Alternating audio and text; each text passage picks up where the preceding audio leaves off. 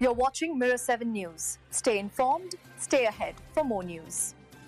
The number of companies losing the right to bring migrant workers into the UK has more than doubled in the past year, and it's causing quite a stir. According to the latest government figures, nearly 2,000 licenses were revoked between July 2024 and June 2025. To put that in perspective, the year before saw fewer than 1,000 cancelled. So, why is this happening?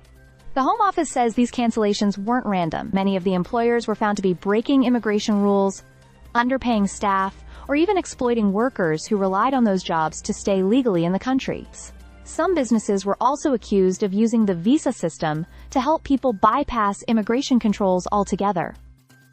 The crackdown has hit several key industries. Adult social care, hospitality, retail, and construction were all highlighted as areas where abuses were common. These are sectors that already rely heavily on migrant labor, which means the impact is likely to be felt both by businesses and by workers. Migration Minister Mike Tapp made it clear that the government is determined to take strong action. He said employers who game the system to undercut British workers or exploit migrants would face serious consequences. He described the rise in license revocations as proof that enforcement is stepping up, thanks to better intelligence sharing between government departments and law enforcement agencies. In fact, officials say the way checks are carried out has changed. Instead of relying so much on random spot inspections, authorities are now using more targeted, data-led approaches. This shift is said to be catching more of the companies that deliberately bend or break the rules. But the issue is far from simple. While ministers present the crackdown as evidence of delivering on promises to cut migration and secure borders,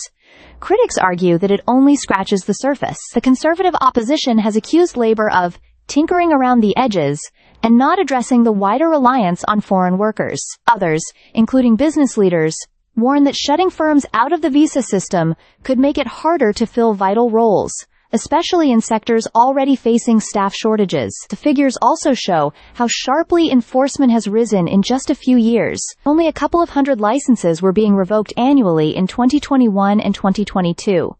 Now the total has surged into the thousands. Alongside these bans, the government has also increased removals of people with no right to remain in the UK, and there's been a rise in arrests for illegal working. This announcement comes shortly after Shabana Mahmood took over as Home Secretary. While the increase in license removals predates her arrival, she has already suggested that visas from certain countries could even be suspended if governments there don't cooperate in taking back migrants who have no right to stay. In short, the doubling of revoked licenses is being used by ministers as proof that the system is being tightened. But the debate over how to balance business needs, worker rights, and public concern about migration is far from over. Stay subscribed for more videos.